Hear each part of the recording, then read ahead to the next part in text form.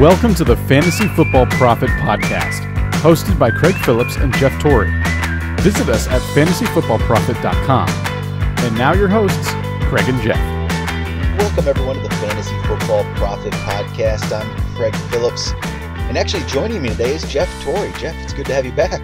Yeah, back in the flesh, back from across the pond. So it's nice to have a couple of weeks off, and my teams did well, so that's nice. But man, it's the playoff push now. We're in the second half of the year. It's time to go. Yep, time for the stretch run here. So we're going to go over all the Sunday games, Week 8, some interesting games, some interesting players. Deshaun Watson went off again. We got to talk about that one here. Some other players. We're going to go game by game. If there's some interesting stuff, we'll talk about it. And there's probably some games we'll talk about for maybe, 20 seconds, you'd say? Probably. Yeah, there's a few of them. But we're going to start off. We'll just get going. Minnesota, Cleveland, the 9:30 a.m. London game today. We have the only things that come out of this game that you're interested in is probably Isaiah Crowell actually had a game for once that was decent fantasy-wise. I haven't seen that at all yet this year. And then on the Minnesota side, you got Jerick McKinnon, another good game, and that's pretty much it, I would say. Other than, Adam Thielen as well. Good game for Thielen there. Diggs came back, but didn't really cut into Thielen's work at all. Yeah, no. And I think you're right. I mean, Cleveland, I'm not that excited. It was nice to see Corral do something. But, I mean, still kind of one big run for the touchdown. He only had 11 rushes. But my big question is, McKinnon, really, on Minnesota, is this the real deal? He's had 3 weeks in a row now where he's done really well, has, a touchdown at least in each one of those 3 weeks. How much can you bank on this guy? I think it's actually pretty safe at this point, mainly because of his receiving. If he wasn't getting the receiving numbers every week, I wouldn't be comfortable with it, but he's able to get 72 yards receiving, 6 receptions, so PPR he's especially good. But yeah, he doesn't need a lot of rushing yards to be able to be a good option. I think he has a low or a pretty high floor. He's pretty safe, I think, at this point. Yeah, I would agree. And, it's good to see, too, not sure what, the quarterback situation will be in the long run, but even Case Keenum, the 2 guys they have in there, they're not afraid to kind of give him a lot of work. As you saw today, Case Keenum had 43 attempts. So, obviously, McKinnon is going to keep getting, that. It doesn't look like they're going to revert to a run heavy where maybe a Murray can steal even more of those carries, even though he outrushed McKinnon 19-14 attempting wise. So, it's McKinnon kind of not coming out of nowhere, but has impressed in the last few weeks. That's for sure. And then even the Diggs, if I'm a Diggs owner, I'm not worrying too much. It's his first game back. It's a London game. It's just a little odd. He'll be fine going forward, but that's always a worry with Diggs. He has games like this, but I'd still be playing him. I think he's going to be fine. All right, how about Colts-Bengals? Let's move on to the Colts-Bengals here. Bengals get a 1-point win over the Colts, and not a lot of good fantasy numbers in this one other than Jack Doyle, which was just ridiculous. 12 catches, 121 yards, and a touchdown. I really didn't see that coming from Doyle today. And it's hard to trust going forward, but that's a pretty impressive day. Yeah, it's a hugely impressive day, but at the same time, you look at, he's like the only one that can catch on the team. Like everyone else, it was, even a guy with 4 catches was the next high for receptions, and that was Gore, and he only got 19 yards out of it. So yeah, and Hilton 2 for 15. Man. I know, it's brutal. And Brissett, he didn't have an awful game, really. I don't expect a lot of him, but 233 yards, 2 TDs, and interception. So, just enough. But, just once again, it's Indianapolis. I think we've come accustomed to them kind of disappointing for fantasy. So, it's kind of what I've expected. An interesting tidbit out of this was Marlon Mack actually outsnapped Frank Gore today. 40-36, I think, were the numbers I saw. That's pretty big. And Mack did catch a touchdown as well. Yeah, the rushing numbers, Gore, of course, goes a lot more rushing yards than Mack today, which hasn't been the case. But it's interesting to see Mack get more snaps. So, when you're this far out of it, why not use the young guy?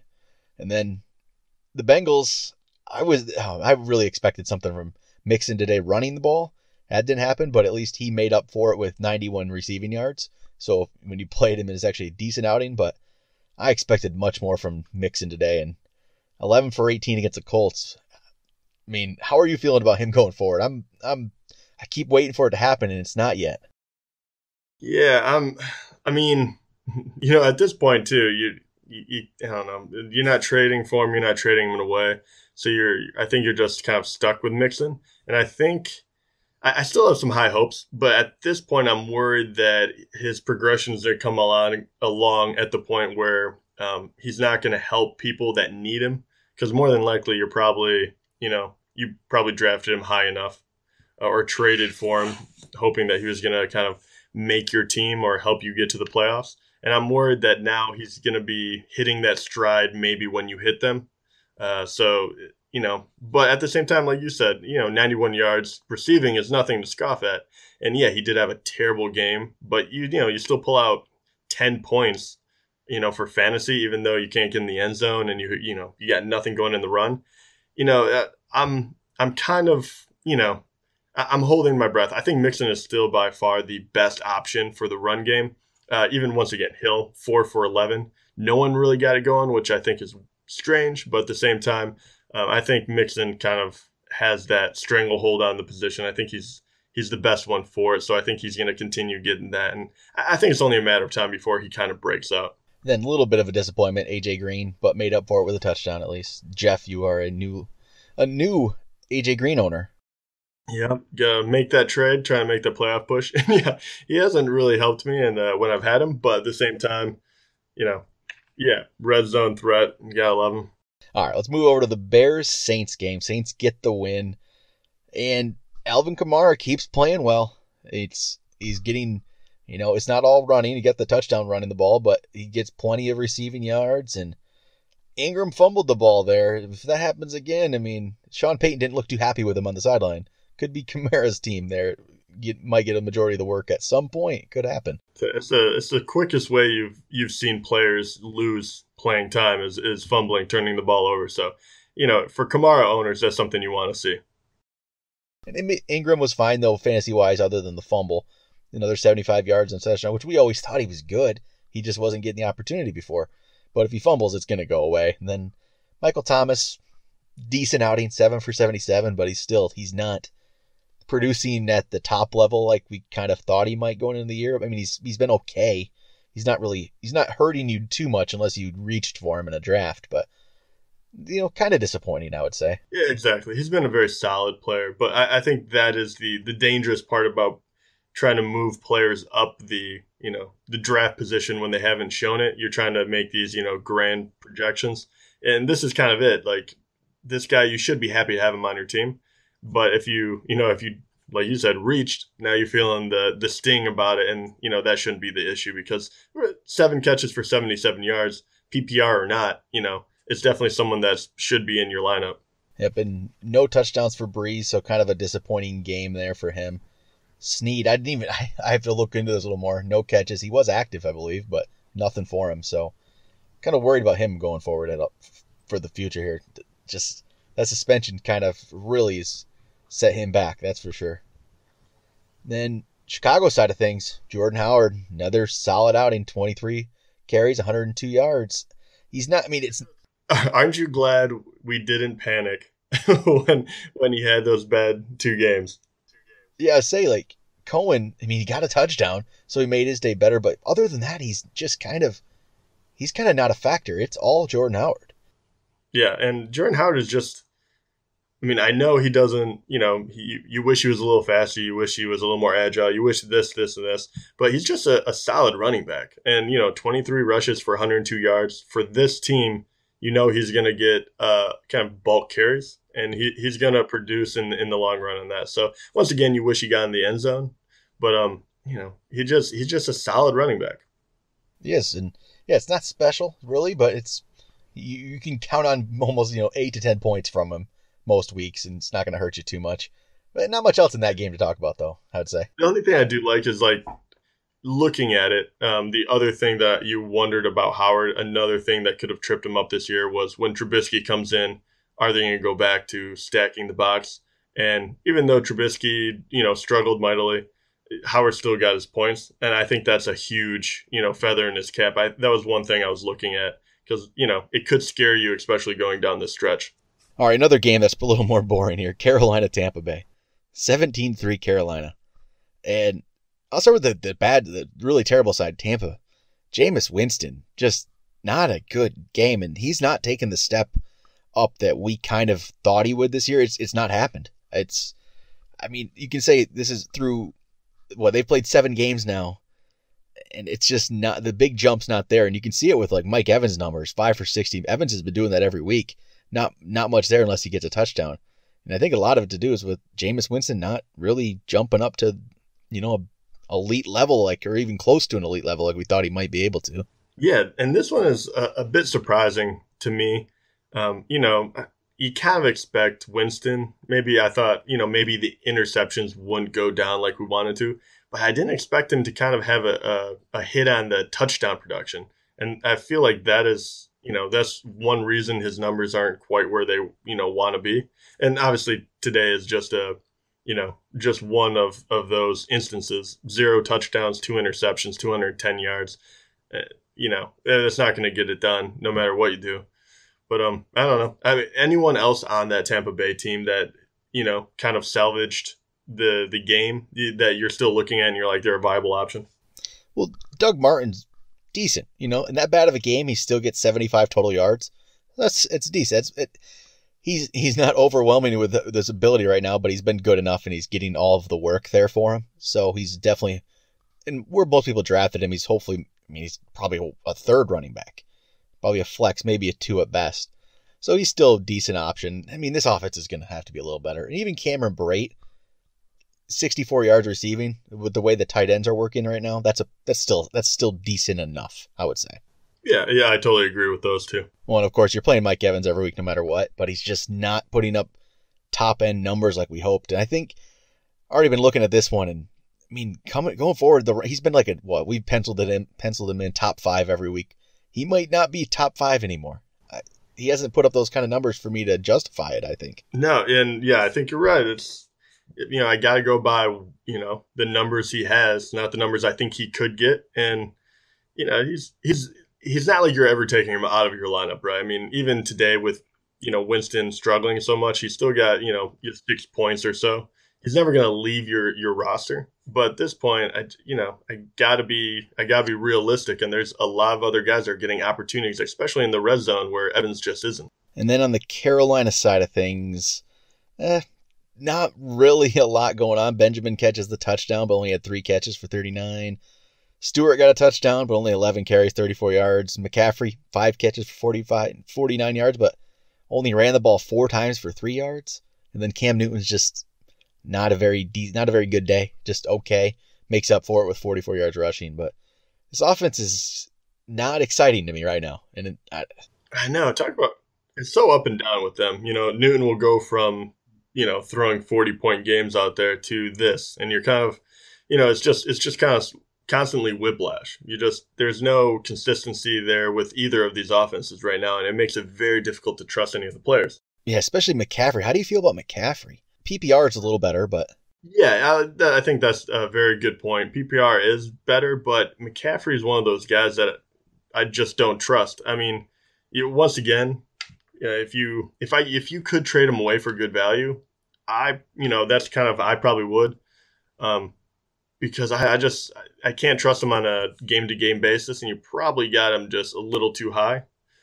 So I'm just not a fan this year. I like his talent, there's nothing against the player. I just don't think he's ready this year to give you the fantasy production you need if you're making that push. All right, next game, Patriots Chargers. Patriots win 21-13. Seems to be the same old story for the Chargers. They have the ball at the end of a game trying to drive the field and have a chance to tie or, the game, and they can't do it. That's pretty much every game for the Chargers, but it just seems to be the way it goes. But Melvin Gordon started out the game quite well, 87-yard touchdown. After that, he got only another 45 yards rushing on the day after that, but made it all worth it with the one big run. So ends up being a great day for him, basically off one carry. Yeah, and he was the bright spot, right? Rivers didn't do a whole lot. Benjamin got a touchdown, but the guys you were hoping to always see, Allen, just 60 yards. Hunter Henry, takes a step back. He's been up and down. It wasn't a whole lot of anything exciting going on that side of the ball. No, and Keenan Allen's not putting up numbers I think we expected. He's okay. Again, he's okay. It's just, I think we expect a little bit more, but the offense as a whole hasn't really been maybe as good as they could be. I don't know why that is or what, but it's not quite there. I mean, and maybe the New England pass defense though has improved. We can't just slot in people against New England anymore after the way they've played these last 2 weeks. It's actually, I think they've kind of figured things out at this point. Yeah, well, you either hope that or Rivers really had a poor game because he did not stand out. He was 17 for 30, just over 200 yards, 1 TD, 1 interception. So New England has a way of kind of, closing up holes and gaps that they find during the year. So that's not surprising really, but I am kind of surprised that Chargers didn't come out and have a better game against them still. And then on the Patriots side of things, just okay day. They're not overly impressive, but Brady's numbers would have been if there's some touchdowns involved. 32 for 47 and 333 is pretty solid. It's just only the one touchdown. Normally you get those kind of numbers and it's going to be a much, much bigger number he puts up, but that's still decent enough. And then the running back breakdown, it's still Dion Lewis is getting the most carries every week. Didn't really do a lot with him today, but he's getting the majority of the carries. But Gillislee, how do you feel about Gillislee right there at this point? I put him in my ranks this week. I actually ranked him. This would have been interesting to see where you would have put him. I put him, he was 41st for me, I think, this week. And I think I ended up being right. Yeah, I don't think you're too far off. I probably would have had him a little higher just because, I guess you can always, in your mind, you can always see a world where he scores a touchdown, but he hasn't been doing that. And every week, I think it's been, I don't have the numbers in front of me, but the past 5 weeks probably, I think he's gone without a touchdown. And this is kind of what he's been doing, anywhere from 30 to 50 yards maybe. So I think you just have to go forward. Having Lewis there has just affected, him greatly, which, you're worried about. But at the same time, I'm really surprised he hasn't been able to get some red zone scoring, in the past few weeks. So I think you're right. He's another one you can't trust anymore. And he's right now he's just kind of a luxury to have for bye weeks. I can't picture him in a world where I really feel comfortable even starting him. But I know that a lot of people are probably handcuffed into the situation where you have to. But this is what goes on with these New England running backs. Like Lewis leads the team in carries with 15, Gillislee second with 11. And then Rex Burkhead leads the team in receptions with 7, and James White gets 5 for 85. Yeah, it's just all over. It's just whoever Brady decides to give the ball to. And that's the funny part about it is the Patriots, we said this in the beginning too, as much as, a lot of people ended up with Gillislee hoping that he was going to end up being something. There's only a few people you can ever trust on the Patriots. One is Brady and 2 is Gronk. And those 2 players put up decent points today, and everyone else was kind of, a ragtag of whoever got it. So it was almost like what you expected, even though it was complete mayhem. Oh, and then Hogan goes down with a shoulder injury. It looked like his arm was in a sling after the game. Because he's still 5 catches for 60 yards before he got hurt. Yeah, so hopefully it's okay. But they have a bye week next week, so he has some time to rest up. And then Cooks, only 5 for 26. I was just waiting for you to bring him up. Yeah, once again. And that's 26 yards on 5 catches. I think that's the surprising part. Really is, actually, yeah. But these are the Cooks games. I mean, we've talked about it a lot. He's going to have games like this, but then he'll have big weeks. That's what you get. If you have Brandon Cooks on your team, you're going to have to suffer through these weeks because if you have him on your team, you're playing him. Yep. You got to suffer through some of these, and there are more of these than you would like. All right, next game. How about Buffalo, Oakland? Buffalo dominates Oakland, which is kind of surprising. Didn't really expect that to happen. And mainly led by LaShawn McCoy, who had 151 yards rushing and a touchdown. Caught 6 balls for 22 yards, so in PPR, his numbers are even more impressive with the 6 receptions. But McCoy's looking good again. He's kind of come on here lately. Yep, that's great to see. I mean, anyone else pop off on this sheet, it really was all him. I mean, Holmes, he did, he had a touchdown with 51 yards on 3 receptions. But, is he someone that all of a sudden jumps on your radar, or is this just a one-game thing? Game thing. Going against his former team, maybe you can be. Maybe exactly. That's kind of how I feel too. Yep, and that's just kind of not much. I mean, Tyrod Taylor's a decent play. Like he's proven himself. If you're in a bind where you need a player for a bye week, he's been able to step in and be okay for you because and he got a saves rushing it, touchdown. right? He seems Exactly. He saves it with that rushing touchdown. And then Oakland, Amari Cooper didn't get another huge game after last week's ridiculous 200+ yard game, but still 5 for 48, I guess, is better than he was doing there for a while. So I guess you take it. Yeah, exactly. I completely share you're hoping to see more, but it was fair to say that when I saw 5 for 48, I was kind of like, all right, he didn't revert back to where it was 2 weeks ago. So yeah, I'm okay with that. Yeah, Carr, not a very good game for Carr, and the running game was just non-existent without Lynch. I don't even know. It wouldn't have mattered if Lynch was there at this point, honestly. He's just the same to me. Nope. Yeah, exactly. Crabtree with a solid game, 5 for 83. He's been doing that most weeks, so it's decent. But other than just a bad game for Oakland, and they're not as good of an offensive team as we thought they could have been maybe this year. Kind of disappointing as well. I think we can kind of say that at this point over about halfway through the season. They're not very good, honestly. All right. How about Falcons, Jets? Falcons win. Jets are hanging in another game here that they can't quite win. But Josh McCown has actually been a pretty good fantasy quarterback here. Another 22.3. He really has. It's crazy. Robbie Anderson, 6 catches for 104 yards and a touchdown. Pretty impressive. Yeah, he's put together a few solid games. It's kind of crazy to say, but you're getting to the point where Anderson is a decent play and McCown is a good fill-in. That's something I never thought I would say.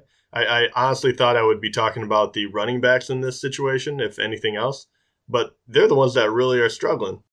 Yeah, and you don't know what to expect. Who's going to get more carries between Forte and Powell? Powell gets 14 this time to Forte's 4, but Forte has 6 catches for 45 yards. It's just hopefully you're not have to play any of these guys because it's just kind of ugly. I really, really hope you're not playing them. And they're trying everyone out there. They had 6 guys at least with 1 rushing attempt. Obviously, one was McCown, but they're trying everything they can in order to move the ball. Yeah. Well, McCown has been, pretty good here. Pull up his numbers here for the last few weeks. This is kind of just ridiculous. 22.3 this week. He had 30.5 last week, 24.3 the week before, and 17.5 the week before that, which is not as good, but decent. He's had 4 weeks in a row where he's been a very usable quarterback. It's crazy. Oh, and actually, yeah, without a doubt, if you started him last 4 weeks, you would not be upset. Well, let's talk about the quarterback on the other side of things here. McCown's been better than Matt Ryan for the last 4 games. And probably further than that, he's ahead of Ryan in the season on scoring. In average per game, he's better than. He has 17.6 per game before today was Josh McCown, with Matt Ryan's only have 16.3 per game. It's weird to say, but we need to really probably move McCown up our ranks. He can't be in the 20s anymore. He's a top 15 option. And he's about the same as Matt Ryan, I would say, at this point. Yeah, and a lot of people were talking about how Matt Ryan was going to have regression this year. But, if you're being honest with yourself, did anyone think it was going to be quite this drastic? I didn't. I really didn't. And yeah, it just shows you when McCown is outplaying you consistently. I don't know. What are you thinking when you have Matt Ryan on your team and all of a sudden you can see other options? When he's not a guaranteed choice to start on your team, that something's going kind of sideways. He's pretty much Matt Ryan from every other year before last year. That's what he is again. Exactly. He's the same guy he's always been. And just like players like Cam Newton. This is how I compared it. It was Cam Newton had that one big year. And other than that, he's been the same guy except for 1 year. And Matt Ryan's doing the same thing. It's just, like this year, the player this year it's Alex Smith. The last 3 years we've had one guy jumps up 1 year. And it's Alex Smith this year. And he won't do it again next year. It's just, that's a very good point. And then, but the running game, this is strange. Why is Coleman getting more carries than Freeman now? I don't understand. That was a strange thing. I don't know if he got a stinger during the game or something like that. That seems like an anomaly. But obviously Coleman did well with him because he was 14 for 82, Freeman 12 for 41. So obviously maybe they just saw Coleman's skill set was, better in this game. But and I think it probably has something to do with the stinger, whatever. There's no real news on what actually he suffered there. Hopefully it's nothing major, but even if you look the last few weeks, Freeman's numbers aren't quite as good as you would hope. The last 3 weeks, he's gone 7.9, 9 points, and then 6.1. No double digits in the last 3 weeks. So kind of worrisome maybe because you're playing him as your number one running back. But there's a few other running backs like him that are disappointing. Like we won't talk about Jay Ajayi today because he played the other night, but he's another one. A little bit worse shape than this. But I think Freeman will be fine as long as he's healthy. But what about Julio? Only 3 catches. He got 74 yards out of it, but it's kind of a season-long thing here where he's not been elite. He's not been special at all. He's way down the list in the ranks this year for overall scoring. He's only averaging let's see here. Before today, he was at 8.8 points per game, and this one didn't help it. So, I mean, you're starting him every week, but do you anticipate him actually jumping up at all, or is this kind of what you're getting the rest of the year? No, I think this is it. I mean, he's doing it at. Do you have his numbers in front of you? Yeah. How many touchdowns does he have on the year?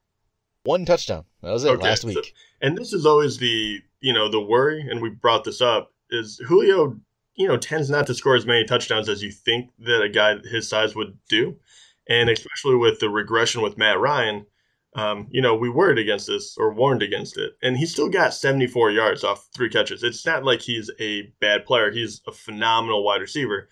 But they key on him. He doesn't get quite as many receptions. And then the guy just really doesn't get in the end zone. And that just really, really devastates his numbers. So, I don't see that the Falcons are going to really change up their offense. I don't see Matt Ryan kind of, his numbers are bumping up. I see Julio, he'll have 1 or 2 games where he'll catch a couple more touchdowns. But I think this is it. I think you can probably pencil him in for about 7 points. You know what I mean? And I don't think you're going to get these 20-point spikes from him that you really were expecting when you draft him so high. No, I don't. And Mohamed Sanu's been doing pretty decent now back from an injury. So it's not just all going to Julio. There's other guys that can catch a ball here. Hooper's even doing better at this point than he had been too. So they don't have to go to him. They won the game again. They're just not, his offense isn't as good. And I wonder if it has to do with Kyle Shanahan not being there. Yeah, I didn't think it was going to make quite this big of a difference, but the guy's looking like a freaking genius right now. Okay, how about Eagles, 49ers? Of course, Eagles dominate 33-10. At this point, you want to basically play your defense. Any defense that goes against San Francisco, that's what defense you want on your team at this point. Well, I think the player that's suffering the most without Hoyer is probably Pierre Garçon. That's the player that's value just is taking. You mean the guy that got 2 receptions for 17 yards? Is he struggling?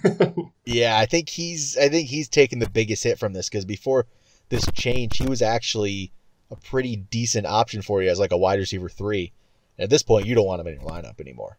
I think he's on your bench, especially coming up playing Arizona coming up here. And the Giants have had a pretty good pass defense. And yeah, then a bye week, and then you got Seattle. I don't think Pierre Garçon's in your lineup again. Yeah, I don't think so either. Then Philadelphia, Wentz had a solid game. Not as good as he had been, but good enough where he's still in the 20s in point scoring. So yeah, I mean, he just keeps putting out game after game where I'm just more and more impressed with him. And they didn't really need him to air the ball out a whole lot. He did have 32 attempts, but at the same time, the defense did a lot of the heavy lifting for this team. So it's kind of the same people over and over. Like, they're kind of bankable. Like, in Philly, that Ertz is going to do well. Jeffries will be up and down, but he got another touchdown today with 60 yards. And, and Wentz is just going to be very, very, very solid. I mean, it's kind of funny in that way. Yeah, and Ertz, number 1 tight end in football this year. I mean, you feel good that you threw his name in the in the pot early on because you're looking good because the guy's just producing even when he only has 34 yards. Caught that touchdown again. I mean, he's had 5 touchdowns now in the last 4 games. That's huge. I mean, it really is, especially with how bad tight end has been. Yep, he's been good. And then the running game, I mean, at this point, can you actually just kind of count on LeGarrette Blount in your lineup? I didn't think I would ever say that, but he's been okay. Better than, some of these other options that are out there. Yeah, I mean, sadly enough, I think he sneaks into a lot of my lineups just on the sheer, he has the best chance of scoring a touchdown. Because, I mean, he's just going to grind it out. He had 16 rushes for 48 yards, and he scored that touchdown. You know, you look at someone named Clement, who had the second amount of rushes, 10 for 54, so he looked better with the ball. But you know that they're just going to use the human battering ram, and they're kind of implementing the style of play, or at least for him, putting him in a position where he can succeed, where before that, you know, they were trying to do something completely different outside his skill set. So I think now he's sneaking back in there where he's kind of coming out of a place where we thought, or at least, you know, there was a couple weeks where you thought he might just be irrelevant the rest of the year because he looked so bad. All right, 3 more games. How about the most exciting game I would say of the day? Seattle and Houston. I think exciting is an understatement. What the heck was going on, man? Talk about a shootout. Russell Wilson ends up outscoring Watson. And you're looking at 6-point touchdown leads. Wilson gets 43.1, Watson 40.8. Just ridiculous. And I can't remember the stat. I think the stat was before today's game, in the history of the NFL, there was only 3 players that had ever had a 400-yard passing day with 4 touchdowns and like 40 or 50 yards rushing. It must have been, in 40 or 30 yards rushing. Only it happened 3 times in the history of the NFL, and now it's happened 5 times, as both of them did it today. Just ridiculous. Another crazy performance by, I mean, both of these guys really, but, you know, well, I guess we can start with Houston. But Watson, for being the young guy, he has been so fantasy relevant, so fantasy impressive, that he's just airing the ball out. And my big thing to you is I need to know, do you think Will Fuller is the real deal? Because he has been light. He just got lit on fire ever since he got back. It is insane what Will Fuller is doing. The amount of touchdowns he has. But 5 for 125 and 2 touchdowns. I kind of think he's the real deal in this offense. There is going to be a game though going forward where this team does nothing and Watson has a terrible game. It's going to happen once. I think it might only happen once though. But I mean, Watson threw 3 picks today, so it's going to happen. But Will Fuller, I mean, how can you say he's not for real at this point? It's after the second week, yeah, it was still kind of fluky, but is it anymore? I don't think it is. Yeah, you're definitely putting him in every single lineup. I mean, and the fact he's a cross from Hopkins, who, by the way, how in the world do you let him get 224 yards? I know it's not like letting him, but at this point it's like throw every single person onto him because over 200 yards for the number 1 wide receiver, you know, the rookie's throwing to him. It just seems, especially for a Seattle defense who's known to be able to shut down wide receivers in the past, it's just unbelievable to me that, you know, their top 2 guys are the ones that kept burning him. Yeah, and I mean, these two, both of them, I think are going to be pretty good. Yeah, Hopkins has been, you know, playing out of his mind. He has definitely, you know, just been reborn ever since he got a competent QB, and he just keeps showing how talented he is. I can't tell you how unbelievable that performance was. 8 receptions for 224 yards and a touchdown. I mean, he's just a better player than everyone else on the field. And Fuller, 7 touchdowns now out of 13 receptions in 4 games. That's that's got to slow down. But it's been a whole lot of fun to watch. But to be honest, does it have to slow down? I don't know. Like the way they're playing right now is just like throw it deep. You know what I mean? And Fuller is just made for that. And now Watson's had 3 of his last 4 games have been 40-point games. I mean, I don't even know. And then he has Indianapolis next week. And then the Rams, who aren't overly impressive. So he has 2 more weeks where he could, I don't know. It's crazy. But I'm telling you, he's going to have 1 week where it's a terrible one. Yeah, it's almost like, do you think, and I worried about this before when I started talking about Watson and how he started doing really well, is he puts up these giant numbers when you're chasing a team. Someone like Indianapolis, who probably is not going to put up a whole lot of points, do you think that his numbers will drop because they won't need him to throw those, you know? It's possible, but I don't even know if he can slow down. Like, he just wants to just chuck the ball around. Fair. I mean, you're probably at this point. Is there anyone? Are you starting Watson? Is there anyone you're not starting Watson over? No, I mean, like, I assume you're starting. Brady. A couple of the big guys, Breeze. But I mean, where does Watson fall for you now? Because he's such a huge home run hitter. I think he's in the top 5, which would be my top 5. I don't know the rank in order it's going to be right now. It's going to be Brady, Breeze. Let's see here. Brady, Breeze, Wilson, Wentz, Watson. Those are my top 5. I don't know the order exactly, but he's right there with those guys. I think those are the top for me right now. And then Alex Smith and Prescott on the outside looking in, and Cousins and those kind of guys. But I think he's right there, top 5 for sure. And maybe, I don't know. I think at this point, Drew Brees, I would say he's ahead of Drew Brees. I mean, right? Drew Brees has just been, we kind of rank Brees up there because it's Drew Brees, but Watson's been way more impressive than Brees. Yeah, and obviously Watson comes with a little bit more risk, but I don't see honestly, I think Brady might be the only guy that I start over him. Like, that's how crazy his numbers have been. Well, then let me read off Brady's last 4 weeks, okay? 14.6, 20.2, 22.5, 19.5.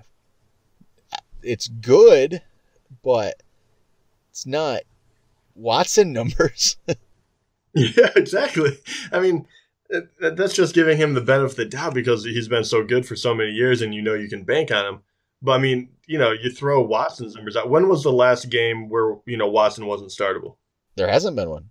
I mean, it's unreal. It really is. Week 1 where he played one half in week 1. And so he had 7.7. Since he's been the starter, he's gone 17.7, 24.1, 41.7, 45.5, 29.3, and then 40.8. I mean, that's ridiculous. It really is. Yeah. That is just insane. Because even like Russell Wilson's been great, but Russell Wilson's had an 8.3 and a 13.5. Watson hasn't had one of those games.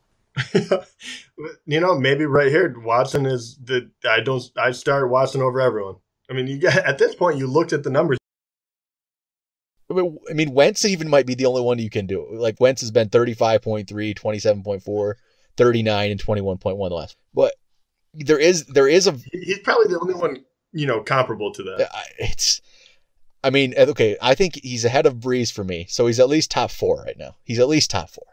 You can't say he's not. It's crazy. I'm going to be interested to see where I end up deciding to rank him. But I'll go back. I'm going to go to the Seattle side then. Wilson had a huge game again. He's had a couple of these, which 452 yards and 4 touchdowns is ridiculous.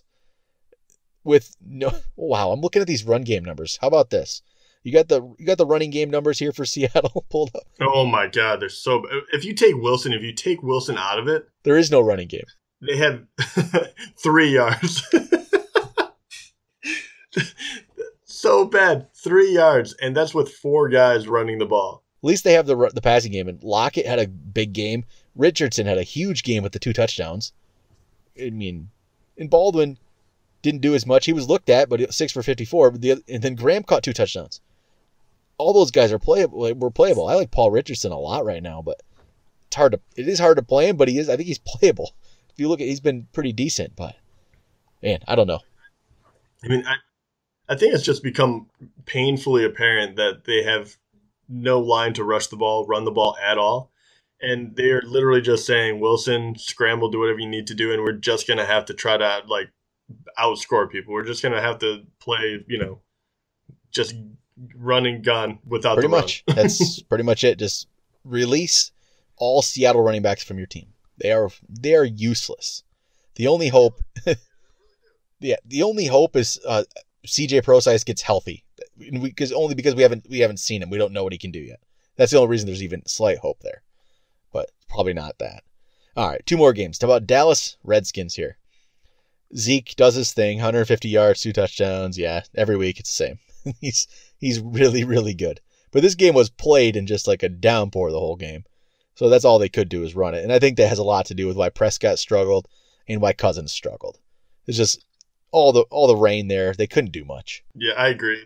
This one kind of disappointed me, and then you realize the conditions they're playing in, and I think you to what you were talking about. You give Prescott a pass, you give Cousins a pass. There's a few bright spots, obviously, like Zeke. Obviously, he was wonderful as always. So the big question is, will he be suspended?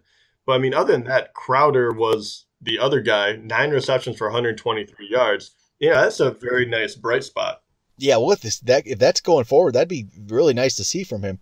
We've been waiting for that all year from him, and it looks like, I mean, it's not going to happen with Terrell Pryor, which is just still weird that he's just completely useless and not used at all for the team.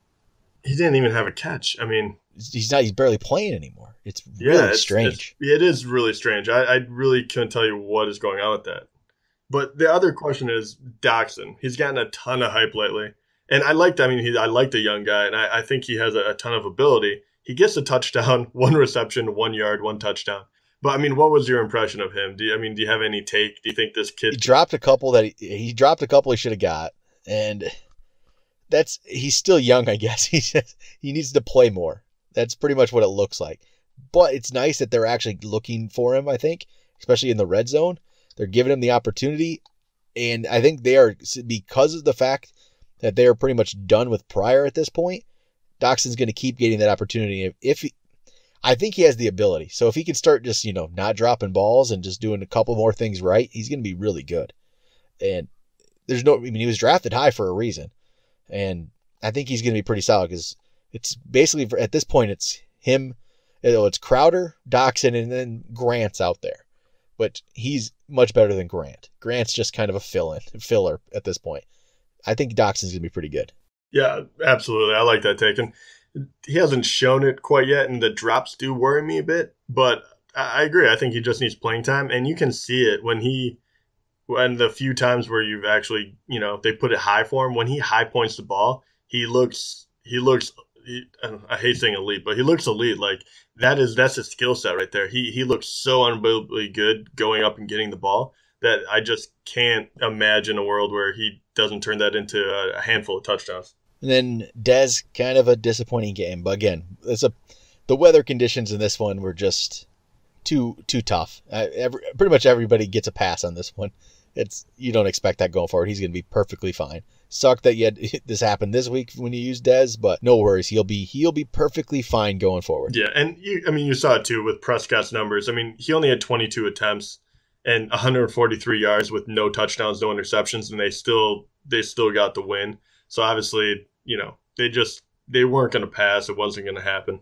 All right, one last game here. Steelers, Lions. Steelers get the win. Lions racked up a lot of yards in this game, and yet they couldn't score a touchdown, and that's why they lose this one. Stafford threw the ball for 423 yards and gets no touchdowns. How do you do that? That's my question. Crazy. It is. It's such a huge amount of yardage for nothing either way. I mean, even if he threw a couple interceptions, it would make sense. But they just kept stalling out within the 10-yard line. Really, they just couldn't do anything. Yeah, just kept kicking field goals all day. Marvin Jones and Golden Tate both had solid games. It's just there's no touchdown to add to it. And even T.J. Jones had a good game. And then Ebron actually had one good, really nice play for once. It was he did something finally, but the run game's just not there. And if they don't have a run game and they can't score when they're on the goal line, it's going to be tough. But yep. Pittsburgh side, Bell does his thing again. Yards weren't great today, and he didn't get many. He only had 5 yards receiving, but he got a touchdown, so he's fine. And then Antonio Brown, only 5 for 70, not great. He did get a touchdown called back after the... Not great for Antonio, but still, 5 for 70, if that's his bad game, that's pretty solid. The big story is JuJu Smith-Schuster. 7 catches, 193 yards, and a touchdown. So, yeah. Okay, the 97-yard touchdown's a lot of that. But yes. But how excited are you about this anyway with Martavis Bryant, obviously, in turmoil? Smith-Schuster has a free pass to, see what he can do. And that's a pretty damn good way to start it. After this game from Smith-Schuster, Martavis Bryant is just done with Pittsburgh. He's done.